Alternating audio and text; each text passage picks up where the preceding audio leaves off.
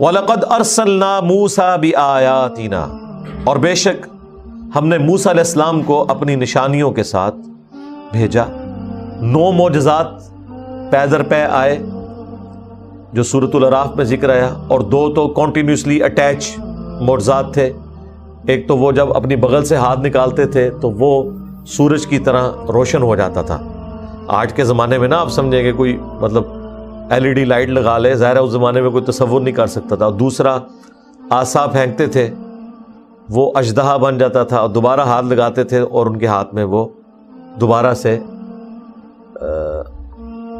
سوٹے کی شکل میں، لاٹھی کی شکل میں ہو جاتا تھا. یعنی پلانٹ کنگڈم سے اینیمل کنگڈم، اور اینیمل کنگڈم سے دوبارہ پلانٹ کنگڈم.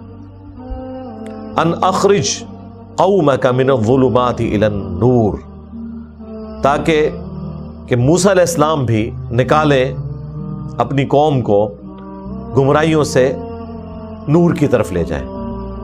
ان کے لیے بھی یہی وحی ہوئی تھی. وَذَكِّرْهُمْ بِأَيَّامِ اللَّهِ، اور موسیٰ علیہ السلام کو ہم نے یہ حکم دیا تھا کہ اللہ کے فیصلے کے جو بڑے بڑے دن ہیں نا، ان کے ذریعے لوگوں کو ڈر سناؤ. یہ ایام اللہ کون سے ہیں؟ ایام اللہ وہ دن ہیں جن دنوں میں اللہ تعالیٰ نے اپنی قدرت کے بڑے بڑے فیصلے کیے. قوم نوح جس دن برباد کی گئی وہ یوم اللہ تھا، اللہ کے فیصلے کا بڑا دن. قوم عاد، قوم سمود، ان قوموں کی تباہی کے جو دن تھے نا وہ ایام اللہ ہے. تو ان ایام اللہ کا ذکر کر کے انہیں آخرت کی یاد دلاؤ کہ تمہیں بھی بڑے دن کا عذاب آ پکڑے گا اگر وقت کے پیغمبر کی دعوت قبول نہ کی. یہ حضرت موسیٰ علیہ السلام کو اللہ تعالیٰ نے وحی کی، اور وہی ہوا. حضرت موسیٰ علیہ السلام کے لیے بھی ایام اللہ میں سے ایک یوم بن گیا. اس کا ذکر تو بخاری مسلم میں وہ دن بھی آ گیا، 10 محرم کا دن، جس دن فرعونی ڈبوئے گئے اور موسیٰ علیہ السلام کو، ان کی قوم کو اللہ نے نجات دی. اور یہودی روزہ رکھتے تھے تو نبی علیہ السلام نے کہا کہ ہم زیادہ حق رکھتے ہیں موسیٰ علیہ السلام کے، ہم زیادہ قریبی ہیں بنسبت یہودیوں کے، تم بھی روزہ رکھا کرو. تو بعض اصحاب نے عرض کی کہ یہ تو ان کی ساتھ مشابہت والا معاملہ ہو جائے گا. تو نبی علیہ السلام نے فرمایا کہ تم پھر 9 اور 10، اگلا سال اگر مجھے نصیب ہوا تو میں 9 اور 10 دونوں کا روزہ رکھوں گا. تو وہ بھی ایام اللہ میں سے ایک یوم تھا جس دن قوم فرعون ڈبوئی گئی موسیٰ علیہ السلام کے مقابلے میں. تو اے موسیٰ انہیں ڈر سناؤ اللہ تعالیٰ کے فیصلوں کے جو بڑے بڑے دن ہیں. ان فی ذلک لآیات لکل صبار شکور، بے شک اس میں نشانیاں ہیں صبر کرنے والوں کے لیے اور شکر گزاری کی روش اختیار کرنے والوں کے لیے. ظاہر ہے صبر و شکر ہی پورا کا پورا دین ہے جی. تکلیف آنی ہے تو صبر کرنا ہے، راحت ملنی ہے تو شکر کرنا ہے، اور بس اس طریقے سے آپ کی زندگی کٹتی چلی جائے گی. پورے کا پورا دین صبر ہے. گرمی میں روزہ رکھنا بھی صبر ہے.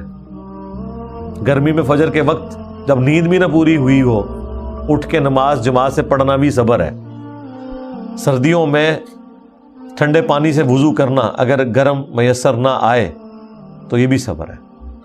حلال اور حرام کی تمیز کرنا، روکھی سوکھی کھا لینا لیکن حرام کا لقمہ اپنے منہ میں نہ ڈالنا، یہ بھی صبر ہے. پورے کا پورا دین ہی صبر کے گرد گھومتا ہے جی. اور پھر ساتھ شکر گزاری کی روش بھی ہونی چاہیے.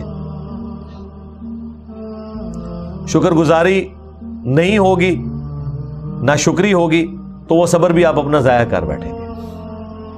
اس حال میں اللہ سے خوش بھی رہنا ہے، کیونکہ انسان کے پاس کوئی چارہ بھی نہیں، اور انسان کو اس اعتبار سے کوئی مظلوم بھی نہیں بننا چاہیے، کیونکہ سورہ توبہ نے بالکل فلسفہ کلیئر کر دیا ہے کہ اللہ تعالیٰ نے مومنین کی جانیں اور مال جنت کے بدلے میں خرید لی ہیں. اس بیعت پہ، اس تجارت کے اوپر خوشیاں مناؤ. بیعت یعنی یہ اللہ سے ہماری بیعت ہے، ہم نے اپنا بیچ دیا اللہ کے سامنے جنت کے بدلے میں. تو یہ سودا تو واقعی مفت کا سودا ہے. اگر ہمیشہ کی زندگی اس چھوٹی سی زندگی کے عوض مل جائے.